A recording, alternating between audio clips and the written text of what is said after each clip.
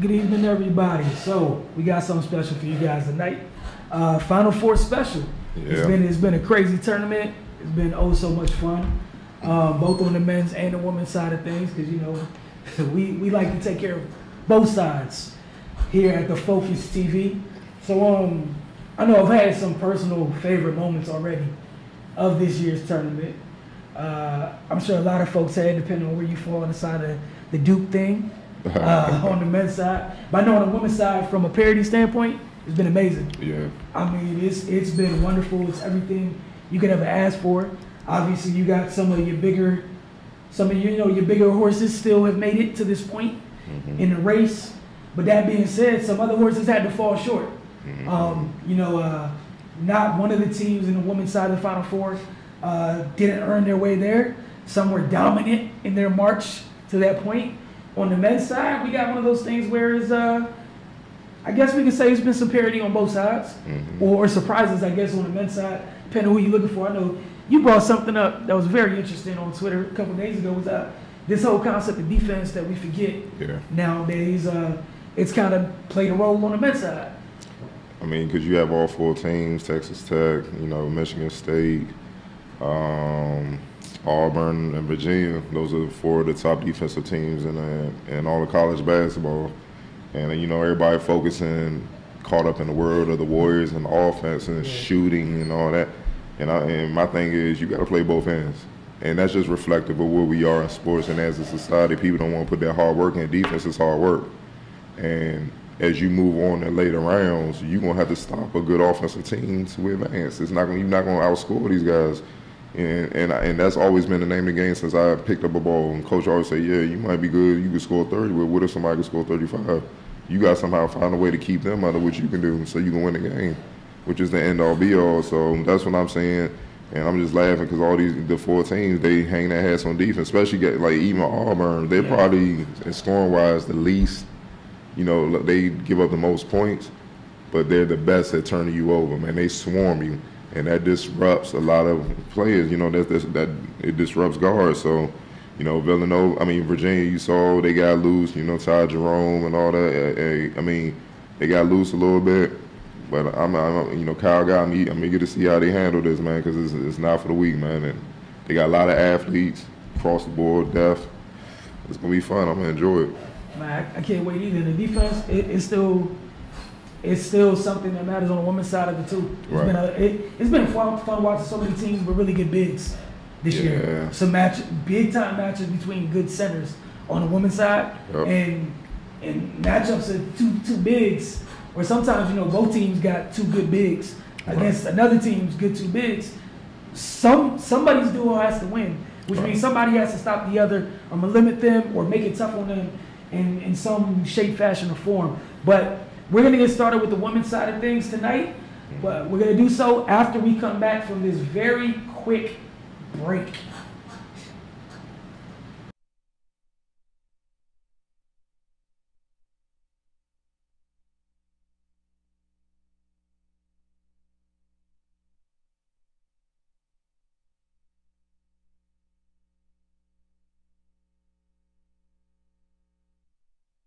Welcome back to the Focus TV. Again, this is our Final Four special. All right, Cardell, on the women's side of things, we'll take a look at how each of these four teams got here. We got Oregon. They beat Portland State 78-40. Indiana 91-68. South Dakota State 63-53. And then Mississippi State, a lot of WNBA talent on the floor in that one, 88-84. UConn, they beat Towson. Then Buffalo, which was a very good game, primarily because Buffalo did the thing some teams aren't willing to do against good teams, which is decide to fight back. Look. Yeah, that's true. Don't be intimidated, just hoop. Just to be honest, we see it on both the men's and women's side sometimes. Yeah. They get to that breaking point, and one or two things are going to happen. It's either going to get out of hand, or there's some type of pride or something inside with us.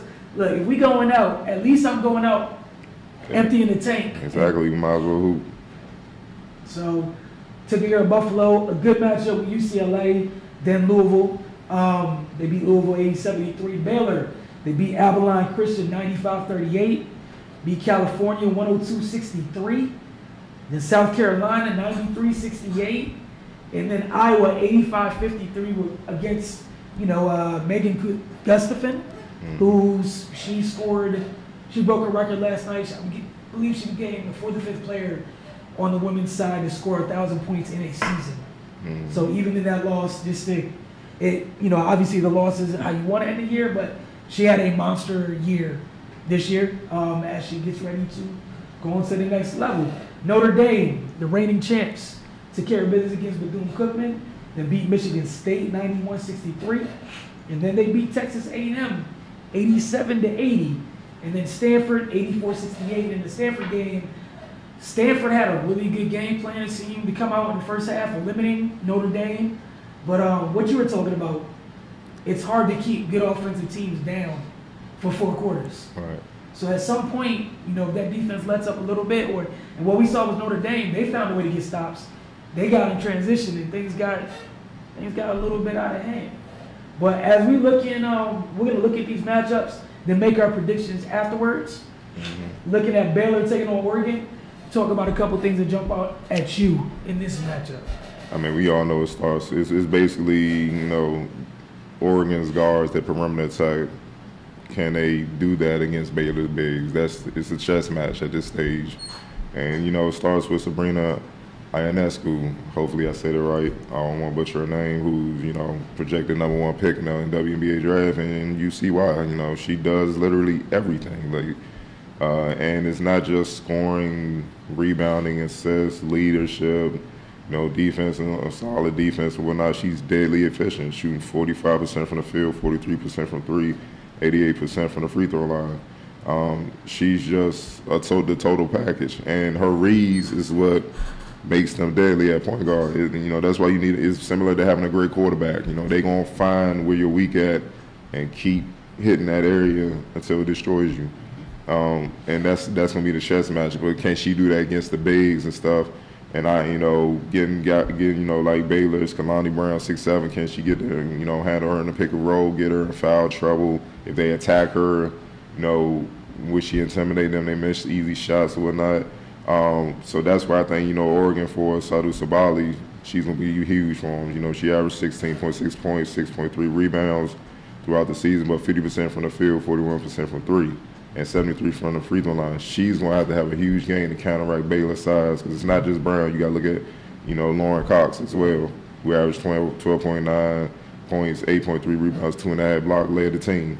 So it's those two that she's going to have a good game to keep one of them at bay. So, pick and roll reads and stuff like that, they can, pick apart the other big and also make their defense work, make them rotate and get mismatches. That's the way Oregon can win. And obviously Baylor pound them inside, and draw the double. Guards got knockdown shots. That's how I see it playing out. All right, talking about for Baylor, one of the players that stands out to me in terms of like the X factor, yeah. Dee Richards. Right. All energy, she's everywhere. She does, she impacts the game in so many different ways, all across the stat sheet. And then defensively, she just has so much energy for that group. She's able to guard 1 through 3, a little bit of 4 at times, but it's hard to run your offense. Right. She's just a natural disruptor. So that's something Baylor has on her side. You brought up Lauren Cox. Love that you brought her up, because she's one of those players where it's easy to overlook what she brings to the table. She does a little bit of everything. At times they can get the ball to her in the high post, and she facilitates the offense with the high-low game with Kalani Brown, as you said. Also setting good screens. She reads the game well. And, we all know if you have bigs to read the game well, it always makes life easier for a team, especially when one of the things that makes Baylor interesting is they don't exactly have a true quote-unquote point guard. The young lady they have playing point guard, she's a converted 2. But, that's what makes Lauren Cox's role in their offense so important. And then the tandem that she forms down low with Kalani is crazy defensively. Right. It's hard to go to work down there. It is, and that's where the chess match has to begin, because Oregon, as efficient as they are, they're going to have to play the most efficient game they've played this season to beat Baylor, because Baylor, the way their defense is set up, the way they rebound the ball, they average 50 rebounds a game. Their rebounding margin is almost at 20, 17.7. So they dominate the boards. They don't give you second chances if you make mistakes. You see what I'm saying? And then they really only turn the ball over with 12.9 times. Like, they take care of the ball as well. So, and then the block margin. Baylor averaged 7.2 blocks per game as a team. Oregon only averaged 2.7.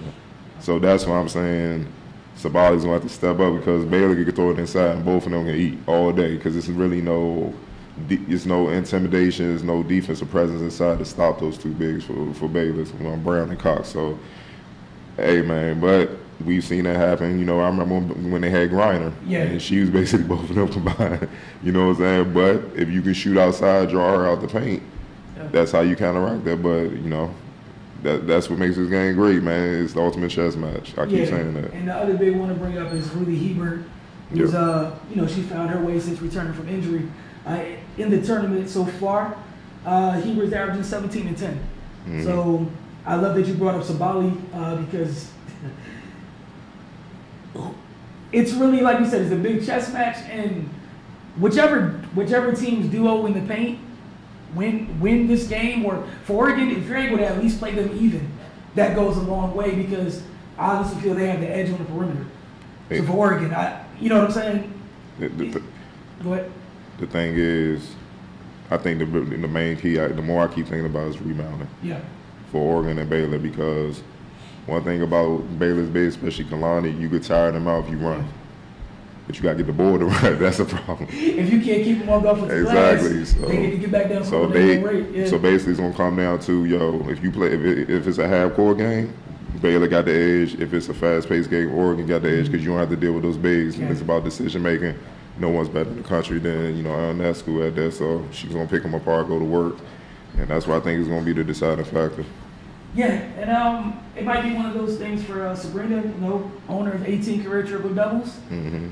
You might need this might be a double-digit rebound effort night in terms of what her team needs from her, because you're gonna have to help your bigs out on the glass. You have to. Baylor also does a good job helping their bigs out on the glass. Their perimeter players, they crash as well. As you said, with that 17, with a margin like that, it's not just the bigs hitting the glass. They're making sure there's hardly any second chance opportunities. All right, so I'm gonna ask you what your prediction now. So, or do you want to wait till we break down the other group? We're gonna wait till we break down the other group. No pressure. All right, so the other group, we got a rematch to familiar foes. Rivals, groups that don't like each other much. Yeah. Usually, what happens, at least to me, old school meaning of a rivalry is only a rivalry both teams win. Mm-hmm. Yeah. Like significantly, like win important things, not pointless things, but when you're beating each other for a chance to win a title. Yeah, that's what considered an actual rivalry, and this is exactly what we have here between the Notre Dame Fighting Irish and the Connecticut Huskies.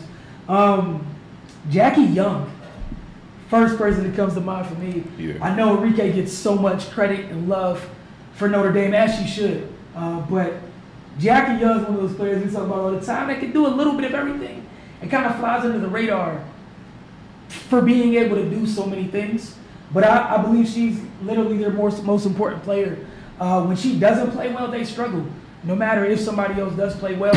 But they need Jackie Young for everything that she does for this team in the tournament. 17 points, 8 rebounds.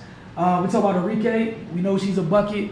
One of the things I love that she improved on this year is she's done a better job of getting her teammates involved, especially in the pick and roll a little bit. Love how she's finding her bigs a little bit better this year. So shout out to improvement. And then a person that just doesn't get enough credit, I guess, for just optics of how it looks when she does things, but is very effective. Jessica Shepard. In the tournament, 19 points, 12.5 rebounds. I mean, she's huge. She doesn't. If she doesn't do what she does, it's hard for this team to get out and run how they like to. She has the ability to take opposing bigs out of the paint at times with her ability to stretch the floor a little bit. And she's just crafty. And we talked in the past sometimes. The most difficult players to guard are the crafty ones, not the overly athletic. Just the people who know their game, understand how to get to their spot, and do exactly what they need to do. Sometimes it's a little bit frustrating. But on the UConn side of things, what do you like? I love what Nafisa Collier is doing. I know you brought up Jackie Young, but that's where they're gonna butt heads. And You know, I got to give Collier the edge. She's obviously been more consistent, and she's become UConn's de facto leader. I know everybody's trying to make Katie lose Samuel, some of that, but the fees that Collier played states she's the leader. They go as she go. So that's going to be an interesting battle right there between those two. You know, they're going to have to match up at some point in time. You know, also, I keep bringing up Katie Lou Samuelson. She has to be more, when she's consistent, UConn's damn near unbeatable. That's the problem. She's not always consistent, especially in big games, and especially against teams that are physical and punch her in the mouth, so to speak. And Notre Dame will do that, you know what I'm saying? So because of her versatility, she's inside out, and she's going to have to deal with their guards. You know, she's going to get out there and guard, but she's also going to have to go back and bang with the bigs. And, you know, it's just a matter of, you know, what she produced like she's capable of producing. She's by far the most efficient shooter on the team. Outside, you know, Megan Walker, I'm going to get to her in a little bit. You know, she's averaged 18.5 points, 45% from the field, 37 from three, 87 from the line, and 6.5 rebounds. Against Notre Dame, those rebounds will have to go up because right now, you know, Notre Dame has the edge. They average 43.9 rebounds a game as a team. And also no sleep on, you know, Megan Walker, the sophomore. Quietly, she's averaged 6.7 rebounds, but she's almost, I mean, from deep, she's the most efficient player on the team. 40% from three, 45% from the field, 74% from the free throw line. I actually think she need more shots. You know what I'm saying? We need more plays drawn up for her, but, you know, Gino the guru, so, you know, you don't need me to tell him. He gets it done, you know what I'm saying? But I'm just saying, just looking at the facts, and, you know, it might be time for that. Then you got to look at Dangerfield, the way she run point, you know, almost averaging 14 points, and, you know, Kristen Williams, 11.5. They hang their hat on because they don't have the depth. UConn does. They hang their hat on their defense. That's how they've gotten this far. That's what I'm saying. You're not going to be able to outscore everybody. They know they can't outscore Notre Dame. It's just too many waves of bodies. But they only give up 55 points a game. Notre Dame averages 89. So something will have to give. Now, if they get into an offensive battle, Notre Dame will wear them out. But UConn slow them down. You know, make them play their game. They're wearing them, especially with a guy like Gino coaching and, you know, picking his spots and just dissecting them and stuff. He'll take them out. And also on Notre Dame, she don't get enough credit as well. Marina Mabry, the sniper. Yes. If she gets hot, it's over. Seriously, it's over. Nothing UConn can do about it. She shoots 39% from three, 45% from the field, but she averages 14.4 points and 4.4 rebounds and assists. She's an all-around threat, so they got to keep an eye on her as well. If she get loose, she's capable of exploding and winning that game by herself. Yeah, I mean, my biggest thing is we've seen a couple teams, at least when choosing how to defend UConn, right, is the primary objective is to slow down Katie Lou and Fees. Right. Just because one of them with some help sometimes is enough, but you can't have both of them operating. Yeah. Then you're in trouble, like you said. So the last game they played, Louisville's kind of took the approach of we're gonna provide help to Fees and Katie Lou and kind of leave Kristen and Megan out there a little bit to sag off them a little bit. And both Megan and Kristen got off the hot starts, and Louisville paid the price for it. Yeah. So as you said, I'm interested to see how this is gonna be another chess match. What Notre Dame tries to take away from UConn, because the thing is, if Kristen Williams is the biggest X factor to me, she can put that thing on the floor as a bigger guard. It kind of messes things up a little bit because UConn hasn't had that type of guard, that size at guard in a bit, in terms of being able to attack off the bounce. I mean, yeah, you have Katie Lou, but she's not breaking down a defense off the bounce. Where Kristen's been able to get to the rim, do a lot of things where she just causes issues. So I'm interested to see how Muffet goes about game planning. Right. And then I want to see what Gino tries to do in response to what do you take away from Notre Dame? Because like you said, you average almost 90 points a game. That means everybody's a threat. You can't just key on, you know what I'm saying? Like, you can't just be like, hey, you know, we're going to shade Enrique. Then you said, Marby, they got a sniper. You got Shepard kid from outside. Jackie can attack off the bounce. Turner in the post. There's so many weapons. So that's what I'm looking forward to in both of these matchups. What do you take away? If you're a coach, what do you take away And that's why I'm saying Katie Lou got to come to play, man. And she going to play the game of her life because that's with everything that's at stake. They gonna be ready. You know what I'm saying? They trying to repeat, and she can't have one of her 14 points, 5 rebound games. It's not gonna work today. Unless everybody else have career games, that's the only way that it's gonna overcome that. She gotta come to play, man. Cause she's 6'4", but can be a guard inside. She's a mismatch when she just says the hell with it. I'm going to be the best player on the floor. She's the key. You definitely right. So okay, prediction time, buddy. We're going to. You want to start with Notre Dame and UConn, or I go Baylor, Oregon? I got Baylor knocking out Oregon. I just think the size is going to be too much. And then I'm gonna have to roll with Notre Dame. Like I said, Katie Lou, I can't even trust it. I just feel like it's more consistency on Notre Dame's side. So Notre Dame and Baylor in the national championship. Okay, and this is gonna be, and this, I'm not just being a contrarian to do so, but I had Oregon and UConn anyways, facing, and my reasoning just being, I think Hebert, and I know Sabali, but I think Hebert and Ionescu are gonna lead them past Baylor. I just think they can, the two of them will give us monster performances. And just for me, Ionescu, she looks like she's not trying to end this anytime soon, end this run. Not to say that it won't be ended. And then for UConn, they had success this year with Notre Dame. It was UConn and another team held Notre Dame to their worst shooting percentage of the season. In the past, obviously, know that game was up in stores. But even with the Katie Lou being a little bit sometimey, I think the two, I think the sophomore and the freshman are going to make up for whatever happens with Katie Lou. I think monster game from Fees, and I think Megan and Chris are going to grow up as they've been doing during this run. But that's what I have. And then, do we have to do a prediction for the following thing too? For the national championship game too? Yeah, I mean, we can go ahead. I got to go with what I wrote down already. I had Oregon beating UConn in the national championship game. Notre Dame, Baylor make it. Notre Dame, too much experience. Yeah. That's not a bad way to end it. I know Enrique's happy to hear that. Yeah, man.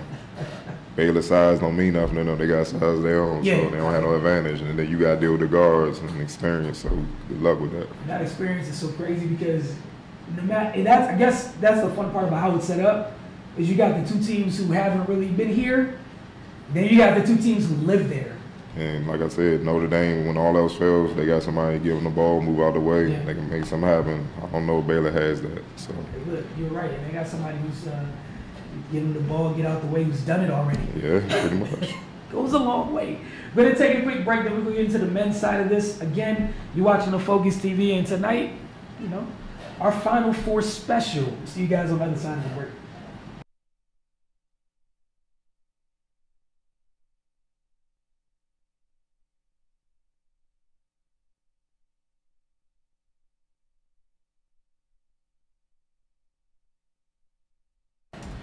Welcome back to the Focus TV. Again, you are watching our Final Four special. In terms of how they got here, we'll start with Michigan State. They beat Bradley 76-65, beat Minnesota 70-50, beat an LSU team 80-63, and then depending on where you fall on the Duke scale of things, they beat the Blue Devils 68-67 right here in the nation's capital. Texas Tech, their journey to the Final Four, they beat Northern Kentucky 72-57. They beat Buffalo 78-58, took down the Wolverines 63-44, and they beat Gonzaga 75-69. For Virginia, 71-56 over Gardner-Webb, 63-51 over Oklahoma. They beat Oregon 53-49, and then a very exciting game against Purdue that went to overtime, 80-75. Virginia walked away the victors, and Auburn. They beat New Mexico State 78-77. Some late game execution issues, depending on what side of it you want to look at in that one. But Auburn was able to come out victorious. They beat Kansas 89-75, ran past UNC 97-80, and they beat Kentucky 77-71. Where do you want to start with this, Cardell? We can start with Auburn, Virginia, since they're the first game up. you want to see a defensive battle. Oh, If you're an offensive guy, don't watch this game. You know what I'm saying? But if you're a basketball person, watch this game. It's gonna be a battle. It's gonna be physical, and I'm loving what I'm seeing from Auburn. I saw them during the regular season, and they were tough. I knew about Brown and the guys, but I forget his name, the little point guard, Jared Harper. He was killing last year, but more guys have emerged. More guys have emerged where it's like you literally got to deal with 8 or 9 guys now instead of maybe 4 compared to back then. That's how they were able to beat Kentucky or whatnot. Virginia, the one thing a lot of people criticize about them, their lack of offense. They only averaged 71.3 points this year. But the thing is, they hold teams to 57.8. So I'm good at math, but that seems like a winning formula. Yep, but at the same time, Auburn averages 80. And they love to turn you over, which translates to easy points. So I'm gonna, it's gonna be a fun matchup, man. I'm still kind of going back and forth about who I think will win. I like what Bryce Brown has exploded, averaging 16 points on 44% shooting. Him and Kyle Guy going to clash. Kyle Guy averaging 50.2. He woke up just in time last game to, to get that W. And 44%. Then you got Chuma Kiki, who I think blew out his ACL, unfortunately. Yeah. You know what I'm saying? They gonna miss him big time. If they had him, I would have them Auburn winning hands down. Because but the fact that he blew his ACL, it gives Virginia a chance, especially with their big. I know Diakite for Virginia been hooping. You know what I'm saying? He been hooping all tournament, he's stepping up. But I don't know if they had the depth inside to deal with the other big boys down there. And then obviously it comes back to point guard play, Jared Harper. I think Jared Harper has the edge on, the UVA freshman kid. I forget his name, but I'm going to find it in a second. But I think he has the edge on him, experience, the physicality, speed, the way he can score and distribute the ball. And he don't really turn it over. He only averaging 2 turnovers a game. It's going to be a tall order for Virginia. Ty Jerome and Kyle Guy, and not just them, DeAndre Hunter. They're going to have to shoot the ball better on top of what Diakite is giving them. Because I think what they're going to do is kind of guard those 4, keep Diakite off the boards, and they're the freshman point guard to shoot. And if he missed, all night. All night. The 3-ball, I think, is going to be a big one in this one. With 2 really good defensive teams. Obviously, there's not going to be a lot of not going to get a whole bunch of open looks in the half court, which makes the open looks that you do get that much more important. What I do like is both teams have several players that have shot at least 38% from beyond the arc this season. We know about UVA's top 2 guys, they're marksmen. Auburn has several guys been able to knock down a 3 as well. You mentioned it in the women's portions of this. Whoever gets most stops is going to dictate this one. Obviously 2 different styles, defense is what they have in common. Mm-hmm. For Virginia, they get to stop, they turn you over. Then you got to play at their pace. They get to dictate the terms. Same thing goes for Auburn. They get to stop. Man, you got to beat them back to the other end. And that's going to be the fun part here. Since Chuma Kiki went down, and I'm with you, if he was healthy, looking at this matchup totally different because Auburn's a handful to deal with him in that lineup. Right. Because of their depth. That gives you, that second wave of guys now. It's affected that second wave when you lose somebody on that first wave, especially of that magnitude. Absolutely. So that means Daniel Purifoy, he saw his minutes increase since the Okiki injury. Going to be looking, your team's going to need you to step up, not only just for playing more minutes, but to match some of that production that's lost. They're going to need you in this one. For UVA, in a game, they have some good sized players, but it feels like Auburn, some of their bigs, a little bit more mass to them, a little bit more grown, so to speak. Jack Salt's the UVA guy with the most size. At times, it's not like they go real deep on their bench either. It's not like they go as deep as Auburn goes. He's going to have to make an impact at some point in this game because just the Auburn big is a little bit different where they can go get it and then they can go. Go ahead. Kei Clark is the freshman point guard. That's the guy that got knocked down shots to keep him honest. Because Jared Harper going to I know he can strap. Kei Clark can strap with the best of them, but Jared Harper going to put so much pressure on him. It's going to be difficult. But like Auburn, like you said, they're not going to have Virginia not going to have the advantage inside. You got the big boy Austin Wiley, 6'11", 260 down there. You know, lead the thing. Outside of Kiki, he's up there rebounding, you know, tied for second on rebounds, give you 7 points. But he's a space eater. And you know what I'm saying? He's right there to block shots. So Salt and those guys won't have an advantage. He leads the team in blocks. And then, you know, you also got to look at the other guard, Sam Dowdy, who's been emerging, man. The way he's one of the smartest defenders I've seen, man. The way he can come, it looks like he has his back completely turned to the play. And you think he's not an option, he's not even really paying attention. You might dribble to the side, set up a play, and then before you realize that he's on you, trapping. And that's how they mess you up, and then you panic, and you either going to get stripped or you're going to throw a bad pass. That's what Auburn does. And once they get running, it's dang near, you know, impossible to stop them. So, I don't know, man. That's but tough for that freshman point guard. That's a tough test. Yeah, it's going to be tough. So, Tony Bennett got some things to work on. Also, look out for Braxton Key from UVA. He's capable. He was a transfer from Alabama. I heard on the national telecast that he was, you know, related to Ralph Sampson. You know, but he's capable, man. He can be a guy that be the X factor if he get going, give you 15, 16, between 15 and 20 points, 5 to 10 rebounds, and blow the game wide open. He hasn't had the tournament, you know, that he's capable of having. But this could be the game where he kind of wakes up. So. You know, keep an eye on that, but really, Kei Clark going to knock down some shots. You're either going to do it or you're not. It's the biggest stage, right? It's all you can ask for. Absolutely. Michigan State, Texas Tech. Man, that boy Cassius Winston. Yeah. I loved him since the circuit, man. Hey, man, that family EYBL team, the top Detroit Hoovers, they've been good in Michigan State. You know, Draymond, Miles Bridges, they've been very good. So, hey, man, it's tough for me to go against Izzo. Yeah. You know, just being straight up. Texas Tech, first time Izzo being there. And the way they had to fight to knock off Duke, you know, Ward and all those guys inside, man. You know, they got guys that know their role, they're tough, they can knock Goins, the way he can shoot, you know, his role and everything. And then, man, with Cassius, man, the way he controlled the pace and controlled the game is just, you know, I know Texas Tech, defensively, they're a problem. Don't get me wrong. But it's just hard for me to see them speeding those guys up. I mean, even when Duke got them on the ropes, they couldn't knock them out. You know, and that's the calling card for Michigan State programs is those, man. They're just tough all around. So, you know, it is what it is, man. I don't know. I mean, what's your take on it? I'm kind of right with you. You know, it's an Izzo team throwing through right here.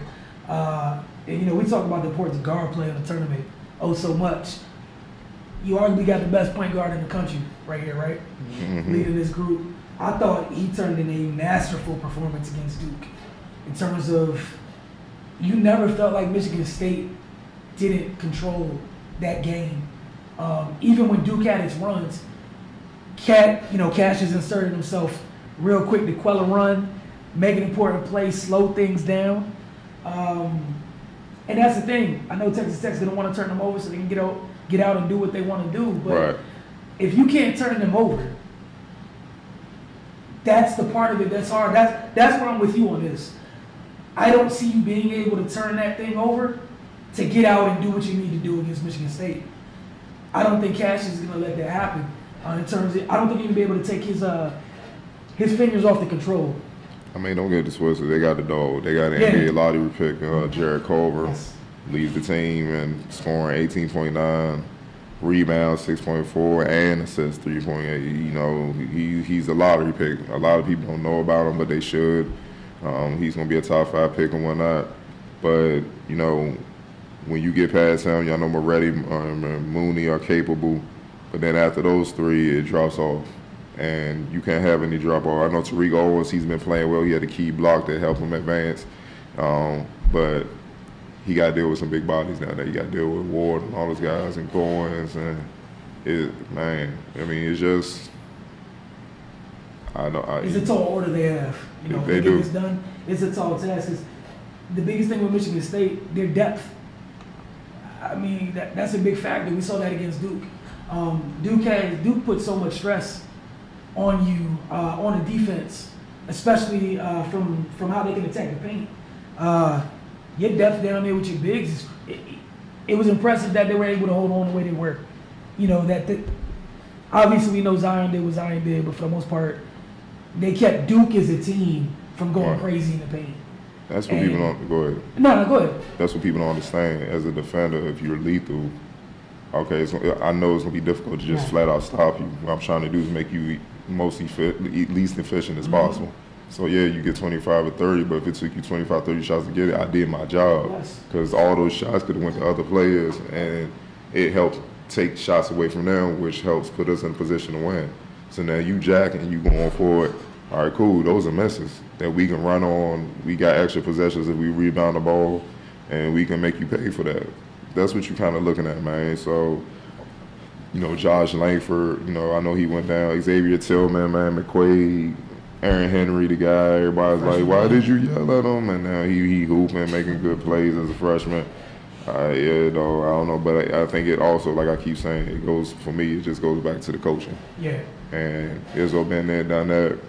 I mean, even last game against Duke, you saw the sparring match between him and Coach K going back and forth with timeouts, out of timeout plays, dead ball plays, you know what I'm saying, like referee checking, they huddling, making adjustments on the fly, and man, you know, stuff like that. You can't, I don't know Texas Tech ready for that, man, just keeping it a buck. You know, they might be, but it's a tall order, man, and hey, man, you know, call it like I see it. Hey, look, man, I'm right with you. Like, we know from Michigan State, with them, at least most of us that been around for a while understand how Izzo teams work. Right. Don't care what they look like at the beginning of the year. Kind of see where they are in the middle of the year. As we progress to, you know, conference play and the end of conference play. By then, we kind of know what that team is. And this group, I like this group because it just feels like nothing phases them. They shouldn't. I mean, they survive in practice as well. So, I mean, you know what I'm saying? Like, and you also got to look at it like this. Chris Beard is the coach for Texas Tech. He's been there since 2016, so 16, 17, 17. This is third year there at a, you know, high major conference school. He ain't been there before. That's different. He's different, so he got to take down the master. You know what I'm saying? And I just don't see any advantages outside Culver, you know, who's an NBA prospect. What advantages do they have compared to Michigan State? And that's the part that's the part where I don't want to say it to like just automatically rule Texas Tech out. Yeah. But that's what I think we're both in agreement. That's why it's such a tall order for them to go and get this done. Is if we could do the thing where there was like a checkbox here for each team, we're checking off way more on Michigan State side than Texas Tech side. And the other thing, after you have a game where you got the type of talent or the type of talent issues that, you know, Duke calls you to a degree with some of their personnel. Right. For Culver, my biggest thing is Izzo gets the chance to game plan to take you out of this thing. And I'm anxious to see how that goes because the supporting cast, everybody else, better be ready to play. And that's the thing, because you saw a lot of people step up and that went over Duke. Yeah. You know, Zion was the monster. They still made him work, you know what I'm saying? But he's just a monster. RJ Barrett. Like RJ Barrett's paint points. And they couldn't hit free throws. And then on top of that, they took Cam Reddish. I know it was his first game back from injury, but they took him completely out of the game. So, hey, man, I just can't see it. I mean, I'm, you know, trying to be real, but give him a chance. I just no advantage for them, you know, outside Culver, unless he just go on some Ja Morant type. Hey, look, it would have to be one of those type of performances to get this job done, and I don't think there's anything wrong with just saying that. So yeah. In terms of predictions, Virginia and Auburn, I'm gonna stick with Auburn. I know the loss of Okiki is huge for them, and I know it's two very good defensive teams. I'm going to go with guard play just a little bit with Harper. You brought it up. Yeah. I think it's going to be a little bit more difficult not even difficult. It's the fact that his matchup, it's a freshman, man. That's what I'm On saying. the stage, it's a freshman. That's what I'm saying. You know, defensively, I'm anxious to see how Jerome and Guy do with trying to free themselves from Auburn's defense. I don't think they're going to be able to comfortably put that ball on the floor. How they did a little bit in their last game against Purdue. I think that's going to be far more challenging to do in this matchup. I'm with you. I got Auburn beating Virginia with the edge, and then I got Michigan State beating Texas Tech, national championship. Roll with Izzo, keep it Big Ten. Hey man, best point guard in the country. Going with guard play. It's a bunch of defensive teams, right? Mm-hmm. And you got a team that clearly has the edge at the one. It's tough, man. Exactly. And we hear all the time about this time of year. What's it about? Guard play, guard play, guard play. Hey man, Cassius is a problem. Absolutely. So yeah, I'm with you. I'm going with the guy who's been there and done that before. Because for any of the other three teams, taking them down is a very, very tall task. I mean, Bruce Pearl got the experience. You know, Auburn. That's why I got them in the national championship. But I love Auburn more against Michigan State with Okiki. yeah, Yeah, I guess that's my biggest thing. But with him not being there, it's a tall task either way. exactly. Absolutely. Man, so. But want to thank you guys for tuning in to our Final Four special. As always, man, we appreciate you guys' continued support. See you guys next week, same time right here on the Focus TV.